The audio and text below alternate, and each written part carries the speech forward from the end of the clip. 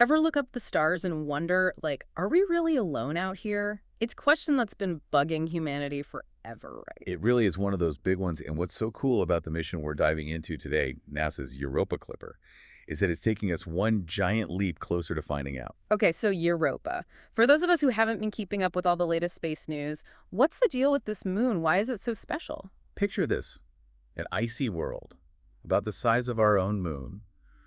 But instead of those classic craters and dust, it's got this shell of ice. And get this, under that ice, scientists are pretty sure there's an ocean, a massive one. Hold on, under the ice? How do we even know that? It's not just a guess. It all started with NASA's Galileo mission back in the 90s. Remember those incredible pictures Galileo sent back of Europa's surface? Yeah, those were stunning. Those cracked icy plains. So those cracks mean there's an ocean underneath. They're a big clue. See, Europa orbits Jupiter, right? Mm. And Jupiter's gravity, well, it's intense. So as Europa orbits, that gravity pulls on it, kind of stretches and compresses the moon. All that friction creates a lot of heat, enough to keep water liquid under all that ice. So Jupiter's basically giving Europa a deep tissue massage, keeping it warm and watery inside. That's pretty wild. But it gets even more mind-blowing, doesn't it? We're not just talking about some giant puddle under the ice. Scientists think this ocean could actually support life. Exactly. And that's where the Europa Clipper comes in. This isn't just any old space probe. It's on a mission to gather evidence and crack the case wide open. So what's this Clipper packing? What's it going to do once it reaches Europa? It's got some seriously cool tech on board, like an ice-penetrating radar. Imagine being able to see through miles of ice. This radar is going to give us a 3D map of Europa's ocean floor. That's amazing. It's like giving Europa an ultrasound from space. What else? Well, there's been a lot of talk about plumes, similar to what we've seen on Saturn's moon, Enceladus. Picture this. Geysers erupting from the ocean, punching through the ice, shooting plumes of water vapor out into space.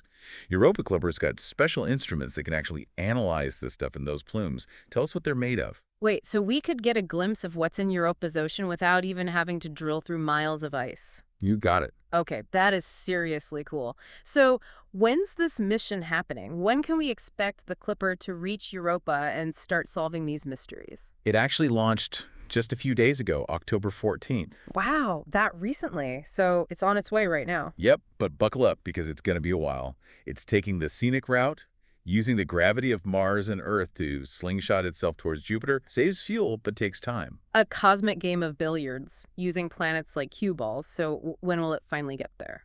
It's expected to arrive in Jupiter's orbit in 2030. 2030. Talk about delayed gratification. But I guess if we're talking about finding alien life, it's worth the wait. What are some of the big challenges the Clipper will face on this epic journey? And what if it actually finds what it's looking for? So the Europa Clipper is on this 6-year deep space road trip, using the gravity of planets like a cosmic slingshot. It's wild. But when it finally reaches Europa, what are the scientists most eager to find out? Well, one of the big ones is just how thick is that icy shell. We have some ideas from previous missions, but Europa Clipper is going to give us a much clearer picture.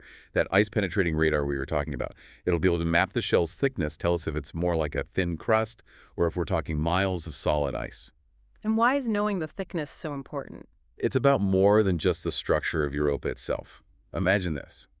A thinner ice shell could mean a more dynamic connection between the ocean and the surface. Think about those plumes we talked about earlier. They're more likely to pop up where the ice is thinner, right?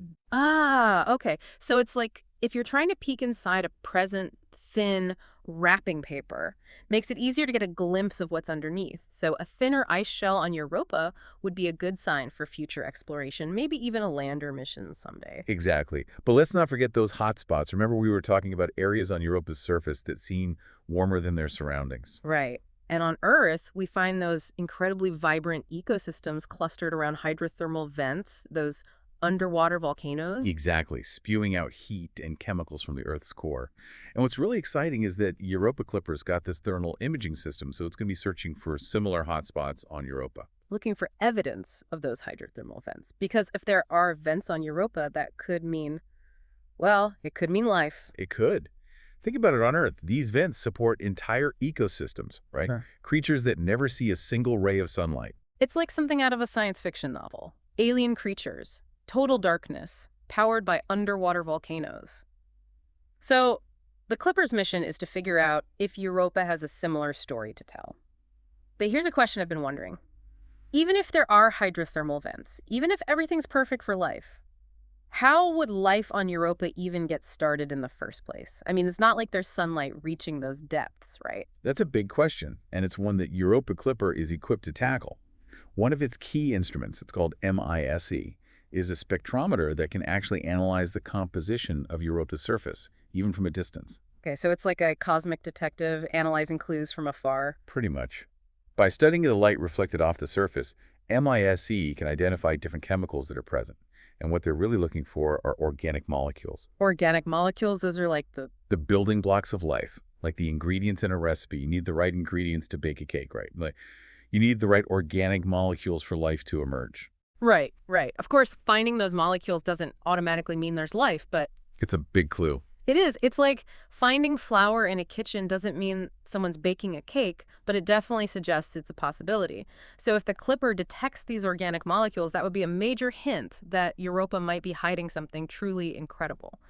But I have to say, even just thinking about the technology involved in this mission, it's mind-boggling. This spacecraft, traveling millions of miles, operating in this crazy radiation environment, and then sending back all this data. It's amazing, isn't it? It is. And we're talking about distances and timescales that are hard to even wrap your head around. It's true, and that actually brings up another big challenge, communication.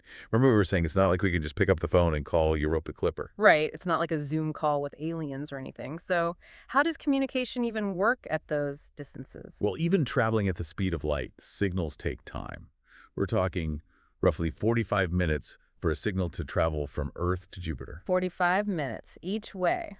and then another 45 for the response to come back. Wow. So almost a 2-hour delay. It's like trying to have a conversation with someone on the other side of the world, except it's on a cosmic scale. So how can the Clipper even function with that kind of lag? That's where it gets really cool. Because of that communication delay, Europa Clipper has to be incredibly autonomous. Like, it has to make its own decisions, carry out its observations, largely on its own. It's like sending a super smart robot out into the unknown, trusting it to figure things out. Yeah. But even with all that tech, all that autonomy, there have to be limitations, right? It really makes you realize just how ambitious this mission really is. It's true. We're pushing the boundaries of what's possible, and it's incredibly exciting. Absolutely. But as amazing as Europa Clipper is, it can't do it all, right? Like, I'm imagining there are some questions we can only answer by actually landing on Europa, getting our hands dirty, so to speak. You're right. Europa Clipper is designed to tell us if Europa has the potential for life, if it's habitable. It can't actually tell us if there is life there for sure. Which is why people are talking about a potential Europa lander mission. Exactly. That's the next logical step, to go from could there be life to actually finding it. Imagine that a spacecraft touching down on that alien ice sheet, collecting samples. It would rewrite the textbooks. It would be huge. But it would come with a whole new set of challenges. I mean, landing on a moon way out in Jupiter's neighborhood is no walk in the park. No kidding. What kinds of things would we have to consider? Well, for starters, the radiation. We talked about the challenges the Clipper will face, but a lander, that would be a whole other story. Because it would be closer to Jupiter, right? Exactly. Those radiation belts around Jupiter are intense. We need some serious shielding to protect the lander's instruments. And then there's the ice. Oh, right. Depending on how thick that ice shell really is, it's just landing might not be enough. We might have to drill. It's a possibility. Scientists are already working on concepts for ice-penetrating probes. Wow, so we're talking about sending a robot to drill through who knows how many miles of ice on an alien moon. It's unbelievable. But let's say we actually pulled that off, got a probe down into Europa's ocean. What are we hoping to find? That's the big question, isn't it? The possibilities are incredible. We could find microbial life, or maybe even something more complex, something that changes everything we thought we knew about life in the universe. It's both exciting and kind of terrifying to think about, you know? To realize we might not be alone, that out there on this moon orbiting Jupiter, there could be an entirely alien ecosystem. And that's the beauty of it all, the sense of wonder. We're standing at the edge of a new era of exploration. It's true. As we wrap up our deep dive into the Europa Clipper mission, one thing's for sure, this is just the beginning of the story. We've gone from blurry images to sending this incredible spacecraft to uncover Europa's secrets.